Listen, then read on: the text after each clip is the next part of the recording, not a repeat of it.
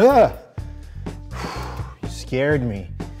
Hey guys, I'm Ryo, and this is another episode of Gear Guide, made in conjunction with the good folks at White's Interactive. And today, we're going to be talking about the Jib Arm.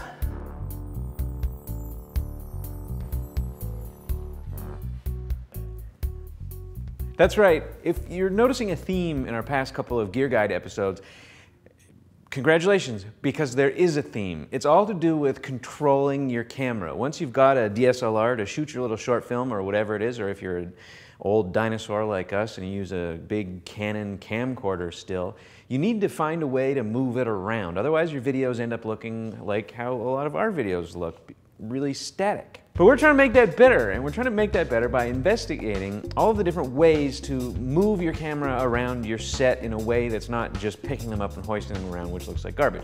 We talked about the fig rig, which is something that uses the mechanical advantage to turn, jittery handheld camera movements into smooth 24-ish type camera movements. And this is something on an altogether different level. This is a Jib Arm, which is a standard traditional piece of filmmaking technology that also uses the idea of mechanical advantage. This is basically a lever with one camera at the far end, and on the short end, nearer to the fulcrum, you have a bunch of weights to offset that amount of weight, the weight of the camera and the head at that end. And they should be more or less balanced, which means that you can move the thing up and down with not much energy. This camera and head probably weighs 25 pounds altogether, but I can move it up or down smoothly with one finger because of the mechanical advantage that a Jib Arm confers. That means we're able to do cool top to bottom, high to low shots like the one that we did to open this video, and that's something that Jib Arms can provide. It's hard to get that smooth up and down without one of these, but the good thing is that they're relatively easy to use and relatively easy to put together, which we'll be explaining in the next video, and relatively cheap to rent from White's Interactive. Now, this thing differs from a basic lever in one really important way, and I'll show you how. When I was really young and I first saw a Jib Arm, I thought, I can make one of those in my basement.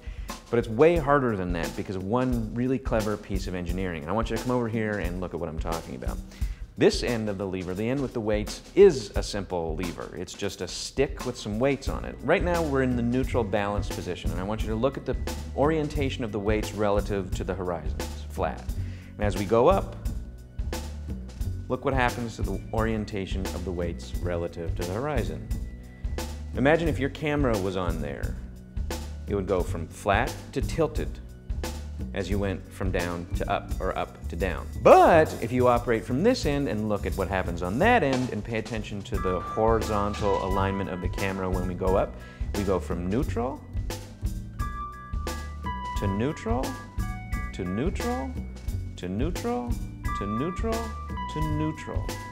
And that's because of this joint here and this second bar, which as it goes up forces the head to pivot on this joint, keeping it permanently horizontal, which is a really clever bit of engineering. Now, these things are really simple, but they can get really, really complicated if you want, and if you want to spend a bunch of money. Obviously, they present kind of issues for operators in that if you have somebody here, as I was, shooting at the camera head, it's hard for anybody else to see what I'm seeing.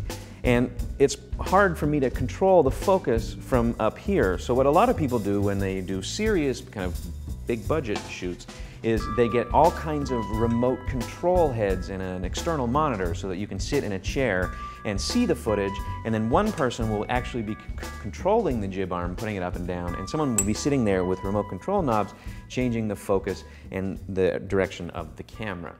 We don't have that much money today, and we just want to talk about the Jib Arm anyways. But you can still do really, really cool stuff if you're careful about focus and paying attention to what you're actually shooting. So tune into our next video, and we're actually going to build this thing out of chunks from the case it comes in, show you what's in the box, how to put it all together, and the rudiments of how to use it.